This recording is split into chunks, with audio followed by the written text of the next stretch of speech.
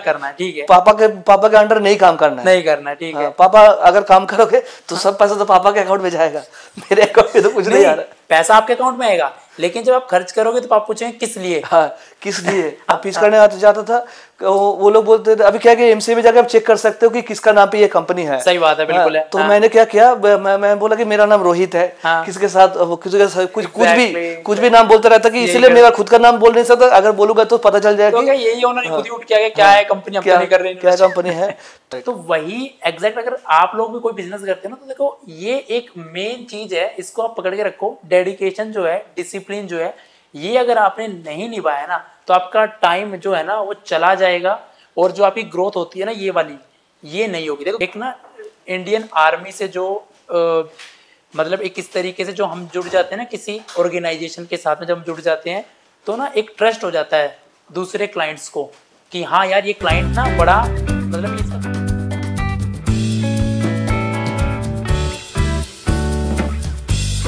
फिर आपने 2008 के अंदर हमने ये सब कुछ किया, 8-9 के अंदर ये सब कुछ और कुछ चल रहा था आगे। तो उधर पे सबके साथ मैं कम्युनिकेशन कर रहा था। इधर पे एक छोटा सा और एक मैं स्किप कर गया था, इधर पे ऐड करना चाहूँ तो 2007 में 6 में मेरा एक फ्रेंड का कंपनी है, वो क्या करते हैं, जो पेट्रोल पंप नहीं है, पेट्रोल पंप का जो मशीन है वो लोग उसको मैन्युफैक्चरिंग करते हैं। मेट्रो मशीन जो होती है, जो पेट्रोल डालती है, वो मशीन मैन्युफैक्चर नोजल जो पूरा वो सब वो मैन्युफैक्चर करते हैं। उनका नाम था उस टाइम द साउथ पॉइंट, ठीक है। और एक नाम था, 2 कंपनी था, मूनलाइट इंजीनियरिंग कॉर्पोरेशन, ठीक है। तो वो बोले कि इनका तो एक सॉफ्टवेयर चाहिए, इनका अकाउंट्स का मेंटेनेंस के लिए सॉफ्टवेयर चाहिए, तो इनको थोड़ा आप क्या कर सकते हो देखो। अच्छा, अकाउंट के लिए चाहिए? अकाउंट्स मेंटेनेंस, मुझे लगा मशीन के लिए। नहीं, अकाउंट्स के लिए। उनका जो भी सेल परचेज जो होता है उस टाइम में अकाउंट्स की ही ज्यादा सॉफ्टवेयर की डिमांड थी। तो उस जैसे उनका सेल परचेज कैसे होता है, पूरा अकाउंट्स वो लोग मेंटेन नहीं कर पा रहे थे, जो था उनका जो वे ऑफ वर्किंग थोड़ा अलग था। तो वो चाह रहे थे कि उनके लिए कुछ कस्टमाइज करके बना दे जो उनके लिए थोड़ा इजी पड़े, क्योंकि जो पेट्रोल पंप पे रहते हैं कि मैनेजर रहते हैं, और शायद ना मशीन वाले ज्यादा लोग रहते हैं, वहाँ पे कोई प्रोडक्ट नहीं है कि अलग से कोई प्रोडक्ट हो, तो शायद इसलिए शायद उन्होंने कहा होगा ना। इधर पे जो कंपनी जो था, मैं मूनलाइट इंजीनियरिंग कॉर्पोरेशन जो है, वो जो मशीन जो है वो बनाता है, मैन्युफैक्चरिंग करता है, वो उनके प्रोडक्ट। अच्छा, उनके लिए चाहिए था, मुझे लगा मान के चलो कि इंडियन आर्मी है, सॉरी इंडियन ऑयल है, इंडियन ऑयल में जो मशीन लगता है, उसका जो कोई तो मैन्युफैक्चर करता होगा, वो लोग मैन्युफैक्चर करता था। तो मैन्युफैक्चरिंग प्रोसेस में क्या होता है, बहुत सारा प्रोसेस होता है, जैसे रॉ मटेरियल कैसे मेंटेन करूं, सेल्स कैसे करूं, परचेस करूं। तो पहले शुरू किया था, स्टॉक कितना है, तो पहले अकाउंट से शुरू किए थे, तो बोल रहे कि मुझे एक अकाउंट सॉफ्टवेयर बना के दो। तो हम लोगों ने क्या किया था, एक अलग से 2-3 बंदा लेके उसको अकाउंट्स का सॉफ्टवेयर हम लोग बना रहे थे, ठीक है। तो उसको कंटिन्यू किया, और 2008-9 तक भी उसको अपग्रेड करने रहा।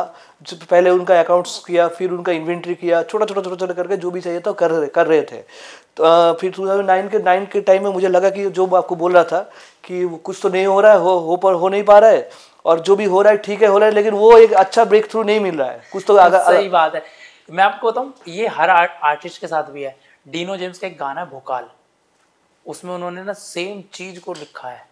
अब वो आप अगर गाने वगैरह सुनते हो, रैप वगैरह सुनते हो, तो एक आर्टिस्ट है डीनो, वो अपनी पर्सनल लाइफ के ऊपर उन्होंने सारी चीज़ें लिखी है, और वो फेमस भी अपनी पर्सनल लाइफ का एक्सपीरियंस शेयर करके हुए हैं। उन्होंने भी यही बात बोली अपने उसके अंदर, सॉन्ग के अंदर, की दिख तो बहुत कुछ रहा था, लेकिन ना वो मजा नहीं आ रहा था। हाँ, वो मतलब दिख रहे हैं भाई, सब्सक्राइबर बढ़ रहे हैं उनके, फॉलोअर, लाइक आ रहे हैं, व्यू आ रहे हैं, लेकिन उनको ना अंदर सेटिस्फेक्शन नहीं हो रहा था।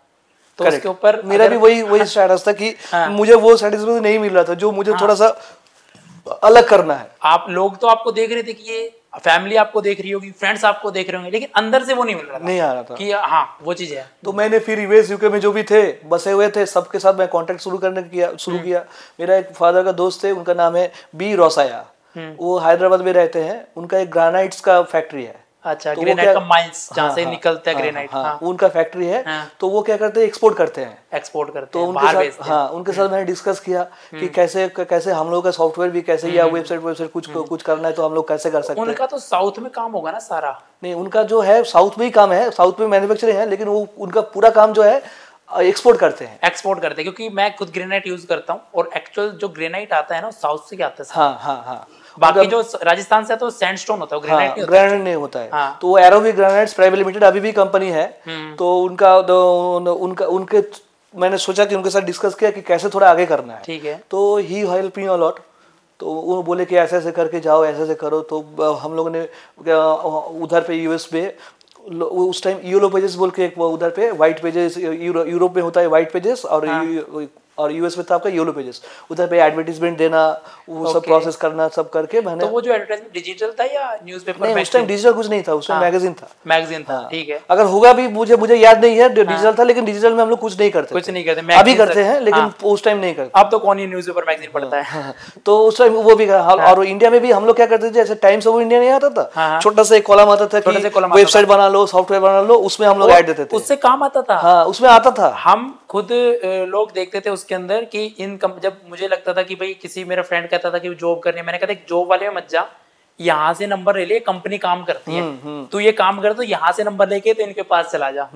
तो उस टाइम वो ये टाइम्स ऑफ इंडिया का जो एडवर्टाइजमेंट बहुत मुझे काम दिया। तो उधर से मैंने इंडिया में काम करा था, ऑल ओवर इंडिया में। मैंने जैसे पहले कोलकाता, फिर मैंने दिल्ली में सेटअप किया, फिर मुंबई में किया। ये सब छोटा छोटा मार्केटिंग सेंटर था। और जो मेन डेवलपमेंट सेंटर वो कोलकाता में ही था, लेकिन उस टाइम 900 स्क्वायर फीट का था और थोड़ा सा बढ़ रहा था, तो मैंने साइड में और एक उसको रेंट में लिया। तो टोटल मेरा 2000 स्क्वायर फीट का ऑफिस हो गया। ठीक है। एक था मेरा खुद का और साथ में एक था रेंट का। तो दोनों को एक साथ अटैच करके मैंने उसको कंटिन्यू किया। ठीक है। तो उधर से फिर मैंने यूएस यूके में ट्राई करना शुरू किया कि कैसे आएगा क्या। ये कौन सन की बात है? ये मैं बोल रहा हूँ आपका 2010 और 11 के बीच। 10 और 11 में, जब मैंने 12th किया था तब। बताओ आगे। तो उस टाइम जैसे मैंने शुरू किया कि कैसे कैसे करना है, बहुत जगह ट्राई किया। भी रोसा जो जो जो जो जो मेरा फादर का फ्रेंड है, वो भी हेल्प किए। तो उनके पास हेल्प करने के बाद मुझे थोड़ा थोड़ा काम आना शुरू हो गया। थोड़ा थोड़ा पहचान हुआ कि कैसे कैसे। और उस टाइम क्या होता था, ऑनलाइन बीडिंग होता था। हाँ, आप कोई भी एक जो बहुत सारा साइट था, जाके आप बीडिंग कर सकते हो। हाँ, अभी भी है, लेकिन हम लोग उस टाइम करते थे। 2010 से शुरू किया बीडिंग करके हम लोगों ने काम शुरू किया और डायरेक्ट यूएस यूके से काम लेना शुरू किया। तो वो भी सब क्या क्या करते थे, वेबसाइट बनाना, छोटा छोटा सॉफ्टवेयर बनाना, लेकिन कोई प्रोडक्ट नहीं था। हाँ, क्योंकि एप्लीकेशन नहीं थे ना इतने, कोई एप्लीकेशन हो मतलब फोन का ट्रेंड नहीं आया था इतना, एक दौर नहीं आया था फोन वाला। तो हम लोगों ने जो भी काम बोला, जो भी आपको जो भी चाहिए, मैंने सब कुछ काम करके दिया। सब कुछ मिला, कंप्यूटर कुछ भी हो, कोई भी हो, सबका सब कुछ करके दिया। तो देने के बाद मैंने फिर 2011 तक चला मेरा कि हाँ ठीक है चल रहा है। लेकिन 2012 में मुझे लगा कि इतना काम कर रहा हूँ, बहुत बिजी हूँ। और उस टाइम क्या था, मैं वन मैन शो से थोड़ा सा अलग करके डाइवर्स करने लगा। लेकिन मुझे लगा फिर भी मैं बहुत एंगेज रहता था, लेकिन वो प्रॉफिट नहीं दिखता था। मतलब सेटिस्फेक्शन फिर भी नहीं था। मतलब ये था कि चलो स्टेबिलिटी तो आ रही है धीरे धीरे, लेकिन सेटिस्फेक्शन नहीं आ रहा है। सेटिस्फेक्शन नहीं आ रहा है। तो मैं क्या करूं, फिर सोचा, जो मैंने मूनलाइट इंजीनियरिंग कॉर्पोरेशन के लिए जो काम कर रहा था, अकाउंट सॉफ्टवेयर, वो 2012 में जाके उसमें इन्वेंट्री, सेल्स, परचेस, HRMS बहुत सारा मॉड्यूल जुड़ता गया। तो मैं सोचा कि ठीक है, अभी एक अच्छा टाइम है, इसको एक प्रोडक्ट बनाते हैं। इसको एक प्रोडक्ट बनाते हैं, सही बात है। तो इस प्रोडक्ट को मैंने सोचा कि ठीक है, अभी से क्या करूंगा, मैं वेबसाइट का काम मैं थोड़ा सा बंद करूंगा और इसको थोड़ा पुश करेंगे। सही बात है। तो इसका जो प्रोडक्ट का पहले नाम था, पहला वर्जन जो आया था, वो था VERP.in। VERP मतलब वी का पेमेंट का वी और ERP, ये जो होता है एंटरप्राइज रिसोर्स प्लानिंग। मतलब कोई भी कंपनी में आपका जैसे पकड़ चले कि कोई भी कंपनी, मैन्युफैक्चरिंग कंपनी पकड़ के चलो या होटल पकड़ के चलो, उसका एक क्या प्रोसेस रहता है, एक इन्वेंट्री रहता है, सेल्स का होगा, परचेस कैसे करना है वो भी रहता है। अगर मैन्युफैक्चरिंग कंपनी है, मैन्युफैक्चरिंग पूरा प्रोडक्शन कैसे होगा, क्वालिटी कंट्रोल कैसे करना पड़ेगा, पैकेजिंग कैसे करना पड़ेगा, डिलीवर कैसे करना पड़ेगा, अकाउंट्स करते हैं तो वेंडर कैसे, वेंडर उसको हम लोग जॉब कॉन्ट्रैक्ट बोलते हैं, तो उसको कैसे करना पड़ेगा, मटेरियल मैनेजमेंट MM है, मटेरियल मैनेजमेंट कैसे करना पड़ेगा। तो हम लोग छोटा मॉड्यूल करके उसमें ऐड करते गए। देखो, अगर आप भी कोई ऐसे, आपकी भी कोई फर्म है, आपकी कोई कंपनी है जो ऐसे मैन्युफैक्चरिंग करती है और आप बहुत ज़्यादा पजल रहते हो, आप उसमें बिजी रह जाते हो और आप अपना और कोई काम नहीं कर पाते, देखो ये सबसे बड़ा पॉइंट है। आप अपने बिजनेस के लिए, आप अगर इस लाइन में चल रहे हो, आपको खुद से लगता है चलो हम अच्छा पैसा कमा रहे हैं, लेकिन अगर आप चाहते हो कि इसको एक स्टेप और ऊपर ले जाओ, आपको फ्री रहना पड़ेगा। और ये सब काम देना पड़ेगा आपको एक ऐसी कंपनी को जो सब कुछ मैनेज करे, सर की कंपनी है, ठीक है। तो ये बहुत अच्छा प्रोडक्ट है, ये वैसे आपकी बहुत अच्छी चीज है, जिससे ना कोई भी, मैं भी हूँ या कोई भी बिजनेसमैन है, वो फ्री रह सकता है, अपने क्लाइंट के बारे में सोच सकता है कैसे अपने काम को लाऊं, ना कि वो बिजी रहे कि आज कितनी सेल हुई, आज क्या हो गया, पर्ची में कहाँ पर लिखा है, बिलिंग में कहाँ लिखा है, चलो अपने एक्सेल शीट पे क्या चल रहा है वो सब कुछ मैंने हम लोग का ईआरपी बड़ा बड़ा कंपनी में अभी यूज हो रहा है। तो जब जैसे पतंजलि का एक वेंडर है हेमको, तो उसमें जब हम लोग पहले इंस्टॉल करने गया तो देख रहा हूँ उनका जो प्रोडक्शन का प्रोसेस वो ऐसे पर्ची ऐसे टेबल पे डाला हुआ है। मैं बोल रहा हूँ प्रोडक्शन का फॉर्मूला तो दो, तो इधर से ढूंढ के लो, उधर से ढूंढ के लो। तो ये सिर्फ इतना बड़ा कंपनी के लिए एप्लीकेबल नहीं है, छोटा कंपनी से छोटा, बड़ा कंपनी से बड़ा, वो लोग ऐसे ही करते थे। हाँ बिल्कुल बिल्कुल। तो आपको क्या करना पड़ेगा, इधर से फ्री होना पड़ेगा, इधर से फ्री होना, वही मैं बताया, इधर से फ्री होना पड़ेगा, नहीं तो आप काम नहीं कर पाओगे। तो 2012 में 28 मार्च को हमने एक कंपनी एक लॉन्च किया जिसका नाम अभी अब पहले ही लिया, इलिको सर्विसेज लिमिटेड। इलिको सर्विस। तो ये आपने कब शुरू किया? 2012 में। और पहले वाले को क्या किया? वेमिन टेक्नोलॉजी प्राइवेट लिमिटेड, इसको मार्च किया। अच्छा, मर्ज कर दिया। मर्ज कर लिया। हाँ। करने के बाद क्योंकि 2006 से ही कंपनी है तो मैंने ये लिमिटेड करके एक नया कंपनी लॉन्च किया। लॉन्च करने के बाद इसको कंटिन्यू किया इधर से। तो उस कंपनी में प्रोडक्ट था VERP, जो अभी भी है। VERP.in उसका वेबसाइट है, तो उधर पे जाके क्या कर सकते हैं, उस ERP में हम लोग क्या करते हैं, कस्टमाइज करके देते हैं। आपको जो भी चाहिए, जिस हिसाब से चाहिए, कैसा बिजनेस है उसके हिसाब से मैन्युफैक्चरिंग जो भी कंपनी है हम लोग कस्टमाइज करके देते थे। और अभी 2020 में हम लोग एक नया प्रोडक्ट लॉन्च किया, ERP.BZ। ठीक है। उसमें क्या होता है, रेडीमेड है पूरा। ठीक है। अब प्लग इन प्ले, मतलब आप जाओ, सिर्फ पेमेंट करो $99, आप यूज करना शुरू कर दो। तो ये जो भी होता है ये ऑनलाइन होता है ऑफलाइन होता है? मेरा हम लोग का जो VERP.in है वो ऑनलाइन भी है, ऑफलाइन भी है, ऑन प्रीमिसेस है। आपका सर्वर में डाल सकते हैं, कुछ भी हो सकता है। और जो ERP.BZ है ये ऑनलाइन है। ठीक है। आपको क्रेडिट कार्ड से पेमेंट करना पड़ेगा, ऑनलाइन पेमेंट करो। आप जैसे तुरंत किया 10 सेकंड में आपका चालू हो जाएगा, आप खुद ही इसको यूज कर सकते हैं। ठीक है। तो आपने जो आपका जो टर्नओवर बढ़ा, मैंने जैसे चेक किया, जब आपके बारे में मैंने सुना तो मैंने भी देखा, मैंने जब चेक किया, इतना जो छलांग लगाई है टर्नओवर ने, वो उसका रीजन क्या था? उसका रीजन था ये मेरा ERP.BZ और ये आपका VERP। तो मैंने क्या किया, अभी जो आज के दिन पे मैं कोई भी वेबसाइट का काम नहीं करता हूँ, कोई भी छोटा मोटा सॉफ्टवेयर का नहीं करता हूँ। जो अभी मेरे पास लगभग 6000 से ज्यादा वेबसाइट है जिसको हम लोग सिर्फ मेंटेन करते हैं। ठीक है। सिर्फ डोमेन रिन्यूअल करो और उसका वेबसाइट का सर्वर रिन्यूअल करो। हम लोग कुछ भी नया कुछ नहीं करते हैं। और बाकी जो हम लोग पूरा काम कर रहे हैं इस ERP सॉफ्टवेयर के ऊपर। ERP सॉफ्टवेयर के ऊपर कर रहे हो। अच्छा, ब्रांड बज़ एंटरटेनमेंट के साथ में कैसे मुलाकात हुई? हम लोग सोच रहे थे कि हम लोग तो अभी जो हम लोग का जो मतलब विजिबिलिटी है सोशल मीडिया पे नहीं है। हाँ, सोशल मीडिया पे नहीं है, नंबर 1। नंबर 2, हम लोग हम लोग क्या करते हैं, अभी अफ्रीकन कंट्री में ज्यादा काम कर रहे हैं। अफ्रीका और आपका मिडिल ईस्ट कंट्री में। तो हम लोग चाहते कि इंडिया में भी कुछ काम करें, क्योंकि इंडिया से मेरा शुरू हुआ था।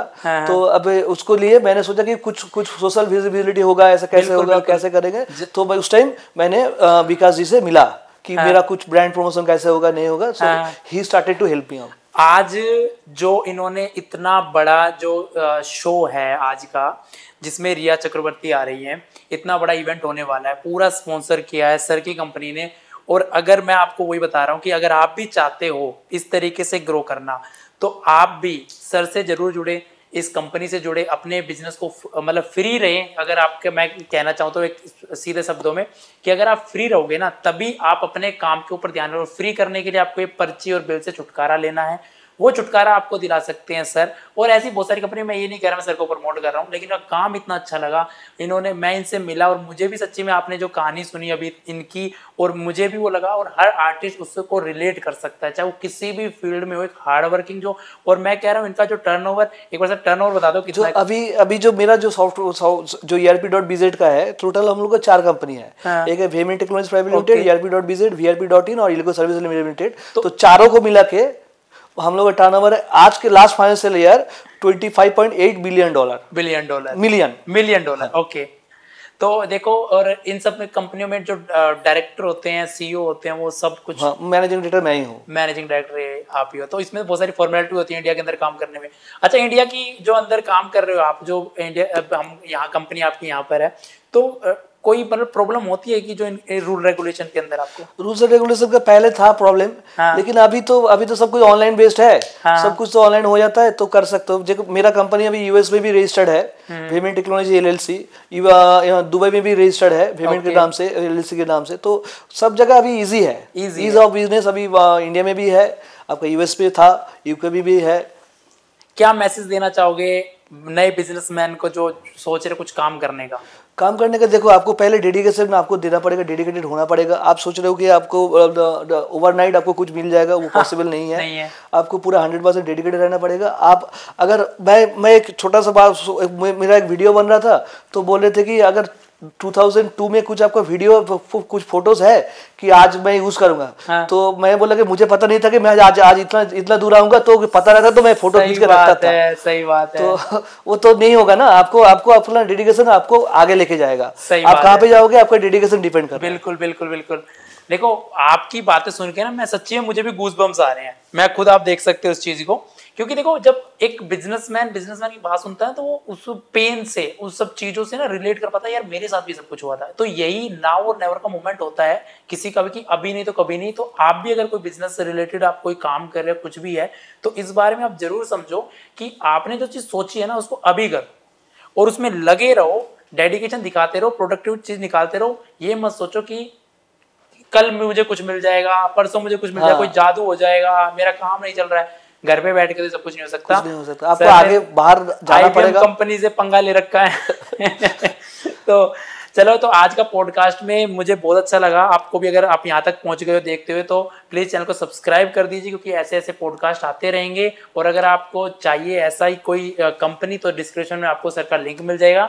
बाकी शो में मिलते हैं, ब्लॉग आप देखते रहो, ब्लॉग का भी लिंक आपको डिस्क्रिप्शन में मिल जाएगा। तो आज की वीडियो देखने के लिए thank you so much. Please like कर दीजिए, शेयर कर दीजिए, सब्सक्राइब जरूर कर दीजिए ताकि आपका वीडियो आगे भी मिल सके। Thank you.